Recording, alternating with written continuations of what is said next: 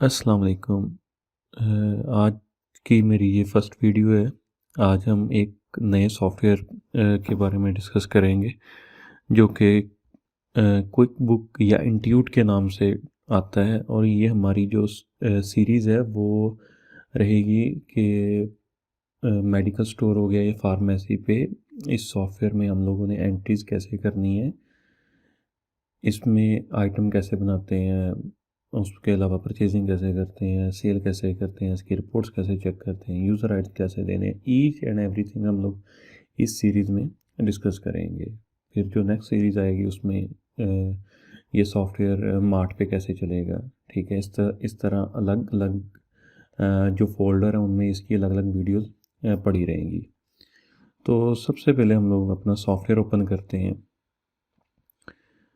अगर आप लोग चाहते हैं कि आपको पॉइंट ऑफ सेल से मुराद होती है कि आपका किसी भी चीज़ का लेन देन का कोई आप प्रोडक्ट लेते हैं उसको आप आगे बेचते हैं, इसको पॉइंट ऑफ सेल या सेल परचेज का बिज़नेस कहते हैं, ठीक है। उसके लिए सॉफ्टवेयर रिक्वायरमेंट होती ही होती है, जिससे आपको हिसाब किताब रखना पड़ता है। तो आप इंट्यूट का क्विक बुक का सॉफ्टवेयर बहुत अच्छा है, ये ले सकते हैं, ठीक है। नहीं तो अगर आपके पास अदर ऑप्शन है आप उनको भी जाके चेकआउट कर सकते हैं, लेकिन इस वीडियो से आपको इतना अंदाज़ा हो जाएगा कि आपने सॉफ्टवेयर के अंदर चीज़ें क्या क्या देखनी है जो बेसिक्स हैं।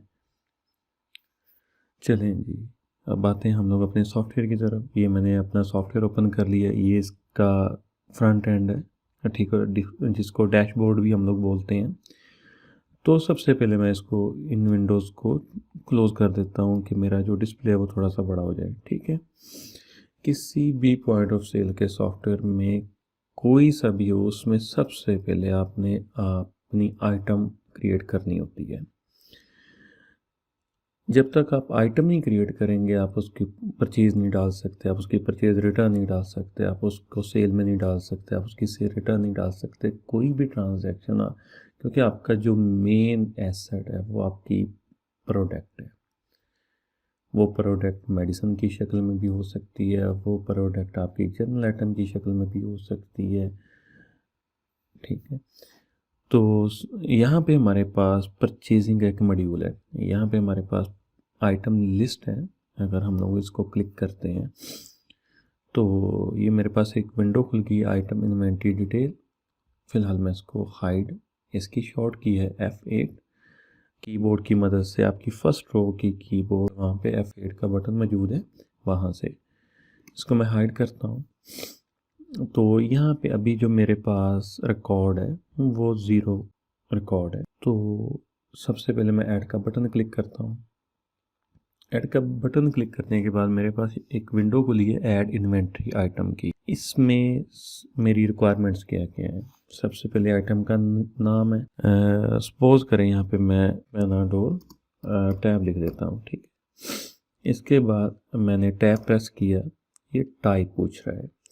अब टाइप के अंदर क्या क्या चीज़ें हैं, जैसे हम लोग इसको क्लिक करते हैं तो फर्स्ट वर्ड है इन्वेंट्री। इन्वेंट्री जो फिज़िकली आप कोई भी चीज़ किसी एक बंदे से लेके अपने पास रखते हैं स्टॉक में बेचने की गर्ज से, उसको इन्वेंट्री कहते हैं। नॉन इन्वेंट्री चीज़ें कि जिनका आपने रखने तो अपने पास आपने परचेज की हैं, लेकिन आपने उसको सेल नहीं आगे करना। मैं इसकी एक एग्जांपल आपको देता हूँ, लाइक के चेयर्स हो गई, ठीक है, जो आप अपने ऑफिस के लिए लेते हैं। ये फिक्स एसेट्स में भी आता है और ये नॉन इन्वेंट्री भी आता है कि ये आगे बेचने के लिए नहीं है, ये हमारे ऑफिस के इस्तेमाल के लिए है। फिर आता है सर्विसेज। सर्विसेज से मुराद ये है कि आप किसी भी बंदे का आप कोई काम करते हैं, उसके अगेंस्ट आप उससे कुछ पैसा लेते हैं, कुछ वेजेस लेते हैं, कुछ अमाउंट लेते हैं, उसको सर्विसेज कहते हैं। फिर आता है असेंबली। ये सारी चीज़ें हम लोग आगे जाके असेंबली को भी पढ़ेंगे, ग्रुप को भी पढ़ेंगे, जिस जिस टॉपिक में ये फॉल करती होंगी उस टॉपिक में पढ़ेंगे।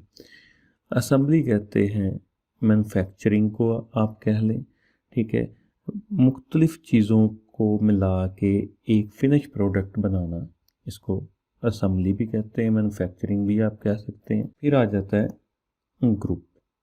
ग्रुप से मुराद ये है कि आपने कुछ प्रोडक्ट का एक ग्रुप बना दिया। मिसाल देता हूँ कि जैसे आ गया आपका आप पीसी तैयार करवाते हैं, कंप्यूटर तैयार करवाते हैं, ठीक है। कंप्यूटर में 8 GB रैम है, 128 GB SSD है, कोर i5 का प्रोसेसर है। तो मैं एक ग्रुप बना देता हूँ कि core i5 with 8 GB RAM, उसको समझने के लिए जैसे ही मैं क्लिक करूँगा तो वो खुद ब खुद उस ग्रुप की जब मैं सेल में उसको डालूँगा या परचेज़ में डालूँगा तो वो, अगर मैंने रैम 4 GB की 2 लिखी होंगी, ठीक है, वो ऑटोमेटिक उसकी ग्रुप की आइटमें मेरे सामने शो हो जाएंगी। अभी हमारा सारा काम है इन्वेंट्री पे। इन्वेंट्री के बाद आ जाता है डिपार्टमेंट। डिपार्टमेंट से मुराद है कि जैसे कोई अकाउंट्स का डिपार्टमेंट है, किसी फैक्ट्री के अंदर या किसी फर्म के अंदर, उसके अंदर ऑर्डर का भी डिपार्टमेंट है। जैसे किसी फैक्ट्री में स्टिचिंग का डिपार्टमेंट हो गया, मेडअप्स का डिपार्टमेंट हो गया, यानी कि खातों को डिपार्टमेंट कहते हैं। ये तो इसका लफ्ज़ी मतलब है। यहाँ इस डिपार्टमेंट में हम लोग किसी भी आइटम की कैटेगरी को भी ऐड कर सकते हैं। कैटेगरी से मुराद क्या है कि ये पेनाडोल है, ये टैबलेट की शक्ल में है, ठीक है। अगर कोई सिरप आएगा तो हम लोग यहाँ पे एक सिरप की कैटेगरी बना देंगे। कल को अगर हमें उसकी सेल या परचेज़ देखनी हो या स्टॉक देखना हो तो हम लोग कैटेगरी वाइज भी देख सकते हैं। और यहाँ पे किसी भी आइटम का हम लोग सॉल्ट भी ऐड कर सकते हैं, क्योंकि सॉफ्टवेयर हमारा जो है वो सॉल्ट के हिसाब से भी इसको सर्च करवाता है। जैसे मैंने यहाँ पे डिपार्टमेंट एक नया बना दिया, टैबलेट। ये पूछ रहा है कि आपके पास जो टैबलेट्स का डिपार्टमेंट है वो एग्जिस्ट नहीं करता, वो इसमें मौजूद नहीं है, तो आप इसको ऐड करना चाहते हैं। मैंने ऐड डिपार्टमेंट पे क्लिक किया, ये मेरा डिपार्टमेंट ऐड हो गया। फिर मैं अगर आइटम की डिस्क्रिप्शन में इसकी कोई डिटेल लिखना चाहूँ, इसके सॉल्ट के बारे में, इसकी पोटेंसी के बारे में, इसके रिमार्क्स कुछ देना चाहूँ, वो मैं दे सकता हूँ। फिर आ जाता है पीस इन पैक कि इस आइटम के डब्बी में, इस पैकेट में इसकी टैबलेट्स कितनी हैं। मैं लिख देता हूँ यहाँ पे 200। फिर आ जाता है रैक। रैक क्योंकि फार्मेसी और मेडिकल स्टोर पे बहुत ज़्यादा इस्तेमाल होता है, क्योंकि वहाँ पे बहुत सारे रैक होते हैं, ठीक है। अगर हम यहाँ पे इसका रैक नंबर दे देते हैं तो वो हमारी स्लिप पे भी शो होगा कि ये जब स्लिप निकलेगी तो कोई सा भी बंदा आसानी से उसको ढूंढ सकता है, ये फ़लाँ रैक में पड़ी है। मैं सपोज करें यहाँ पे 5 नंबर दे देता हूँ। फिर आ जाता है रेगुलर प्राइस। रेगुलर प्राइस जो है, इंस्टीट्यूट बुक में किसी भी आइटम की रेगुलर प्राइस उसकी सेल प्राइस है, और फार्मेसी या मेडिकल स्टोर लेवल पे ये रेगुलर प्राइस जो है वो पर टैबलेट की आएगी। जैसे मैं कहता हूँ कि ये टैबलेट मैंने 3 रुपये की बेचनी है, और एवरेज यूनिट कॉस्ट होती है किसी भी आइटम की एवरेज परचेज प्राइस। इसको मैं अगली वीडियो में एक्सेल में आपको डिफाइन करूँगा कि एवरेज यूनिट कॉस्ट होती क्या है। तब तक के लिए आप इसको इतना कंसिडर करेंगे, हमारी परचेज प्राइस है पर टैबलेट की। जैसे मैं कहता हूँ मैंने 2 रुपये की ली है।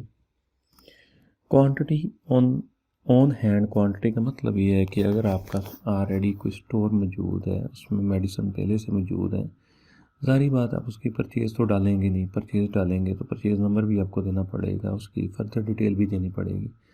तो जब उसका ओपनिंग स्टॉक डालना है तो यहाँ पे हम लोग उसकी क्वांटिटी ऑन हैंड डाल सकते हैं कि पेनाडोल की हमारे पास कितनी टैबलेट्स पड़ी हैं। यहाँ पे टैब प्रेस कर दिया, यूपीसी हमारे इस्तेमाल में नहीं है, ये भी हमारे इस्तेमाल में नहीं है। यहाँ पे फिर आ जाता है वेंडर। वेंडर भी कहते हैं, सप्लायर भी कहते हैं। वेंडर या सप्लायर वो बंदा होता है जिससे हम लोग माल या अपनी चीज़ें ख़रीदते हैं। जैसे मैं सपोज करें यहाँ पे एक वेंडर का नाम लिख देता हूँ, समीर। ये सिर्फ एग्जांपल के लिए है। इसके बाद मैंने इंटर किया तो ये कहता है कि ये वेंडर आपके पास मौजूद नहीं है, आप इसको ऐड करना चाहते हैं कि नहीं करना चाहते। मैं कहता हूँ हाँ जी ठीक है, इसको ऐड कर दो। फिर आ जाती है ऑर्डर कॉस्ट। ऑर्डर कॉस्ट क्या है कि जब हम लोग री ऑर्डर लेवल पे, शेल्फ लेवल पे इसका ऑर्डर बनाएंगे तो बाय डिफ़ॉल्ट हम लोग यहाँ पे कॉस्ट दे दें, या सॉफ्टवेयर जो एवरेज कॉस्ट है उसको उठा लेगा खुद ब खुद। फिल वक्त हम लोग यहाँ पे इसको ज़ीरो छोड़ते हैं।